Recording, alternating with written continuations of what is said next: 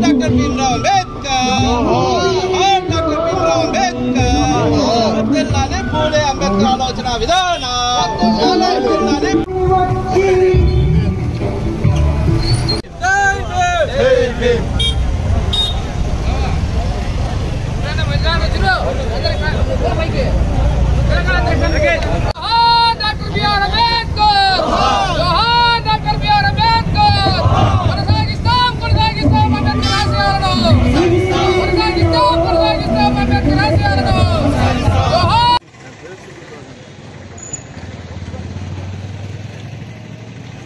తర్వాత ఫైన్ పడుతుంది.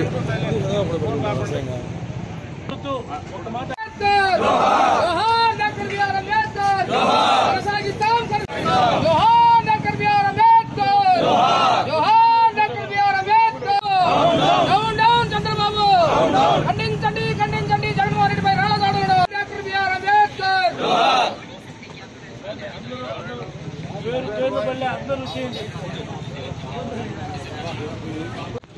ఈరోజు డాక్టర్ బాబాసాహెబ్ అంబేద్కర్ గారి జయంతి సందర్భంగా కోవూరు వైఎస్ఆర్ కాంగ్రెస్ పార్టీ కార్యాలయంలో ఆయనకి ఘనంగా నివాళులు అర్పించడం జరిగింది. ఆ తర్వాత మన ఆంధ్రప్రదేశ్ ముఖ్యమంత్రి, ప్రజానాయకుడు, సంక్షేమ సృష్టికర్త ఆయన ఎన్నికల ప్రచార సందర్భంగా మేము సిద్ధమనే కార్యక్రమంలో ప్రచారం చేస్తుంటే తెలుగుదేశం ముఖ్య నాయకుడు, పార్టీ అధ్యక్షుడు, మాజీ ముఖ్యమంత్రి చంద్రబాబు నాయుడు గారి అనుచరులే ఈరోజు జగన్మోహన్ రెడ్డి గారి మీద దాడి చేయడం చాలా హేయమైన చర్యని తెలియజేసుకుంటాం. అదేవిధంగా ఈ విద్రోహ చర్యని రాష్ట్ర ప్రజలందరూ కూడా ముక్త కంఠంతో ఖండిస్తూ దీనికి బాధ్యుడు చంద్రబాబు నాయుడు అని తెలియక తప్పకుండా అందరం కూడా తెలియజేస్తా ఉన్నాం.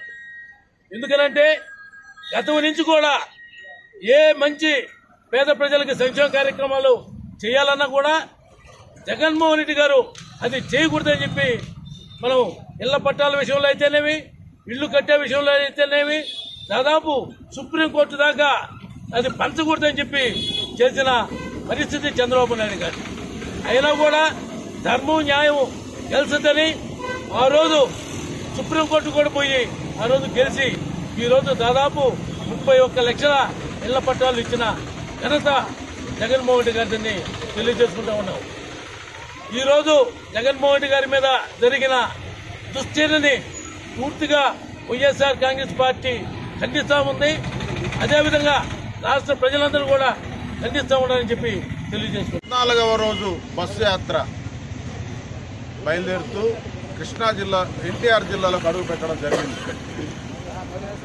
సాయంకాలం 7 గంటల నుంచి మహాప్రవాహంగా ఆడవాళ్లు పసిబిడ్డల్ని సంకలో పెట్టుకొని మహాప్రవాహంగా వస్తూ ఉంటే చంద్రబాబు నాయుడు సామాజిక వర్గం చెందిన జిల్లా, ఆ జిల్లా అంతా కూడా 80% చంద్రబాబు నాయుడు సామాజిక వర్గం ఉంటుంది. కడుపు మండిపోయింది. దారుణంగా ప్రవర్తించారు. నిజంగా రాళ్లు కాదు, ఉదయం ఇప్పుడు పోయి టీవీ చూడండి, షూట్ చేశారు. అంత ఈ వైపుని కన్నా కన్నతగా జరుగుంటే జగన్మోహన్ రెడ్డి గారు చనిపోయి ఉండే పరిస్థితి కోసం ప్లాన్ చేశారు. చంపాలని ఉద్దేశంతోనే ప్లాన్ చేశారు. అంతకుముందు విశాఖపట్నం ఎయిర్పోర్ట్లో కూడా ప్లాన్ చేశారు. చేసి అది జస్ట్ మిస్ అయ్యి ఇక్కడ తగిలి మన అదృష్టం వై అనే పడింది. ఆ ఘాటు కూడా వై అనే పడింది. వైఎస్ఆర్ వై అని ఇప్పుడు మళ్ళా చూడండి, ప్రతి ఫోటోలో కూడా ఇది వై అనే వచ్చింది. ఇంత దుర్మార్గపు చర్య అంటే అతను ఎంత దుర్మార్గుడు అంటే ఇందాకంటే చెప్తున్నారు ఏంటి అని చంపాడు, వాళ్ళని చంపారని. ఆఖరాకి జగన్మోహన్ రెడ్డిని చంపేదానికి అంతకు ముందు ఒకసారి ప్లాన్ చేశాడు ఎయిర్పోర్ట్లో, రెండోసారి ఇప్పుడు ప్లాన్ చేశాడు. ఆ స్కూల్లో నుంచి కరెక్ట్గా ప్లాన్ చేసుకొని, మామూలుగా రాళ్ళు అయితే జనాల మీద పడతాయి, క్యాట్ బాల్ అయితే ఒక రకంగా పోతాయి. అంటే వాళ్ళు రెండు ఆలోచనలు, క్యాట్ బాల్ ఆర్ షూట్ అని షూట్ చేశారు. ఎయిర్ గన్ తో షూట్ చేస్తే ఆ సంబంధించిన ఎయిర్ గన్ లో నుంచి ఏదైతే పార్ట్ వస్తుందో ఆ పార్ట్ పక్కన ఉన్న ఇంకొక మంత్రికి కూడా జరగడం జరిగింది. ముఖ్యమంత్రి వాడిని ఏమనాలో మనం మండల గ్రామ స్థాయిలో ఆయన నేను 40 ఏళ్ళు ఇండస్ట్రీ అని చెప్తున్నా. ఆయన హర్యానాలో ఒక్కొక్క నా కొడకాడు కూడా అన్నారు నాకు. ఆయన కొడుకుని వాడికి సిగ్గు శరం ఉంటే ఆ బిడ్డ మీద పెట్టేస్తాడు. రేపు ఆ కొడకా నిన్ను చెప్పులతో కొట్టిస్తాను చూడు రోజులున్నాయి. నువ్వు రా మొగాడు అయితే నెల్లూరుకే నేనే కొడతా రాయితో నా కొడకా నిన్ను. ఆ బిడ్డ మీద ప్రయోగం చేస్తావా? నువ్వు గెలుస్తావు అనుకుంటున్నావా?